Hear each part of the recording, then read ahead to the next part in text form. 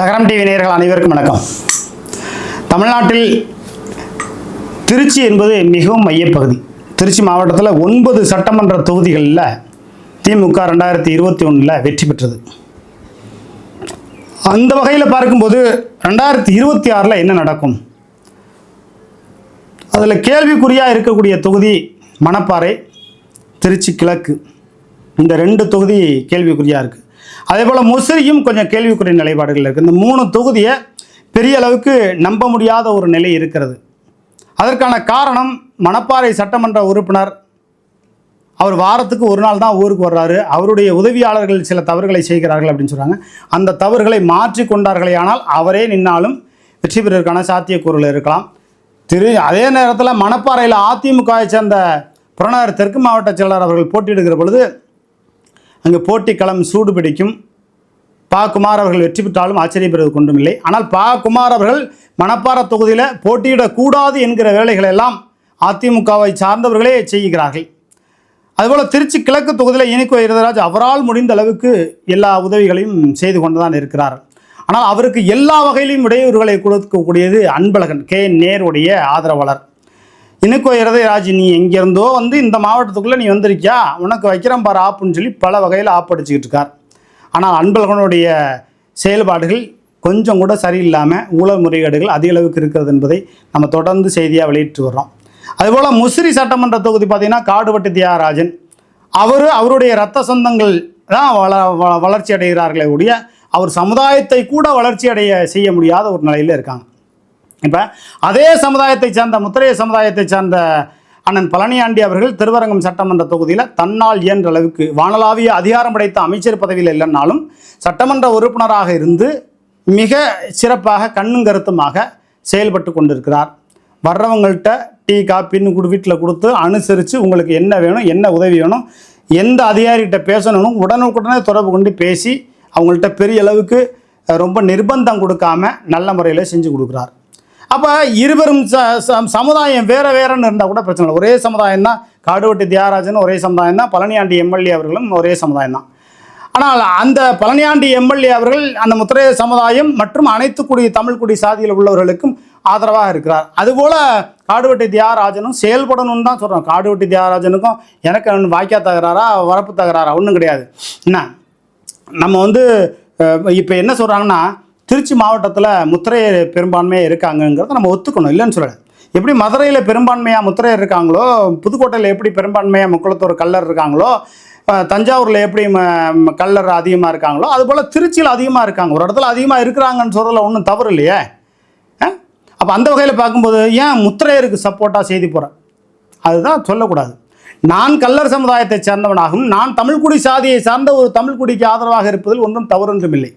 அப்படி தான் நேருவை முத்திரையர்கள் ஆதரிக்கிறாங்க, நேருவை கல்லர் ஆதரிக்கிறாங்க அப்படின்னா செல்வராஜ் அவர்களை, முன்னாள் அமைச்சர் வனத்துறை அமைச்சராக இருந்த செல்வராஜ் அவர்களை முக்குளத்தூர் சமுதாயத்தை சார்ந்தவர்கள் ஏற்றுக்கொள்ள மாட்டார்கள். அதுபோல் முக்குளத்தூர் சமுதாயத்தை சார்ந்தவர்களை முத்திரைய சமுதாயத்தை சார்ந்தவர்கள் ஏற்றுக்கொள்ள மாட்டார்கள். ஆனால் இந்த இருவரும் சாதிகளும் நேருவை ஆதரிப்பார்கள். இதனால தான் இங்கே வந்து ரெட்டியாருடைய ஆதிக்கம் அதிகமாக இருக்குது. தமிழ்குடி சாதியை சார்ந்த முத்திரையர், முக்குளத்தூர், இன்னும் இருக்கக்கூடிய பிற சாதிகளுக்கெல்லாம் அரசியல் அதிகாரம் கிடைக்காமல் போய்விட்டது அப்படிங்கிற செய்தியை நம்ம தொடர்ந்து வெளியிடுறோம். இதில் நம்ம ஒன்றும் பெரிய மாற்றத்தை ஏற்படுத்தி விட முடியுமா? நிச்சயமாக முடியும்.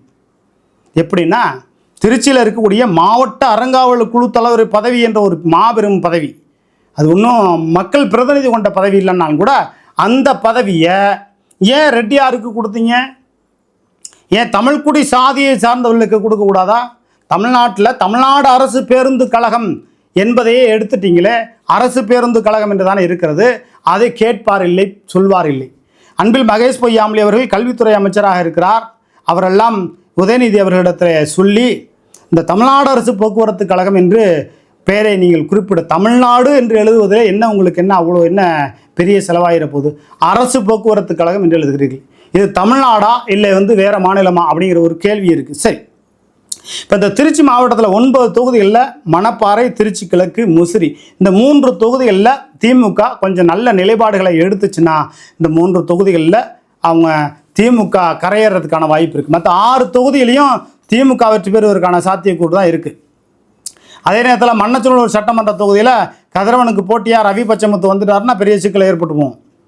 அதுலேயும் எஸ்ஆர்எம் மருத்துவமனையில் முன்னாடி இருந்த நிர்வாகம் இப்போ இல்லை அப்படிங்கிற மாதிரியான ஒரு நிலைப்பாடு இருக்குது. இருந்தாலும் கூட திருச்சியில் இருக்கக்கூடிய திராவிட முன்னேற்ற கழகம் 9 சட்டமன்ற தொகுதிகளில் 2026 வெற்றி பெறுவதற்கான சாத்தியக்கூறு இருக்கான்னா மணப்பாறை, முசிறி, திருச்சி கிழக்கு இந்த 3 தொகுதியும் மிக கடுமையாக இருக்கும். ஆனால் திமுக இழுபறியாக இந்த 3 தொகுதியில் 2 தொகுதி வருவதற்கான வாய்ப்பு இருக்குது. மற்ற 6 தொகுதியிலையும் திமுக தான் வருவதற்கான வாய்ப்புகள் இருக்குது என்று சொன்னாலும் கூட திருவெரும்பூர் சட்டமன்ற தொகுதி அவ்வளவு எளிதாக அன்பில் மகேஷ் பொய்யாமொழி வெற்றி பெற்று விட முடியாது, மிக கடுமையாக இருக்கும்.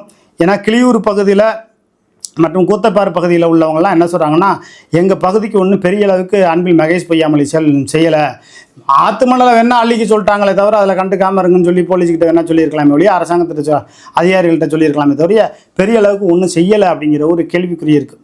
அதனால் நம்ம இந்த 3லேருந்து 4 தொகுதிக்கு போட்டோம். திருச்சி கிழக்கு, மணப்பாறை, முசிறி, திருவெரும்பூர் இந்த 4 தொகுதியும் வெற்றி பெறுவது என்பது முன்பை விட பன்மடங்கு கூடுதலாக செலவு செய்யணும். அப்போ KN சேகரனுக்கு அங்கே சீட்டு கொடுத்தா நல்லா இருக்குமானா கண்டிப்பாக நல்லாயிருக்கும் அப்படிங்கிற மாதிரி தான் சொன்னாங்க. அதே நேரத்தில் அன்பில் மகேஷ் பொய்யாமொழி திருவையாறு தொகுதிக்கு போயிடுவார், இல்லைன்னா சென்னைக்கு போயிடுவார் அப்படிங்கிற ஒரு நிலைப்பாடுகளும் இருக்குது. அப்போ திருச்சி அரசியல் நிலைப்பாடுகளை நம்ம சொல்லிட்டோம். இந்த 4 தொகுதியில் மிக நெருக்கடியாக இருக்குது. மீதி 5 தொகுதி நீங்கள் மண்ணச்சநல்லூர்லேருந்து, லால்குடியிலேருந்து, திருவரங்குளத்துலேருந்து, திருச்சி மேற்குலேருந்து இப்படி ஒரு 5 தொகுதி நிச்சயமாக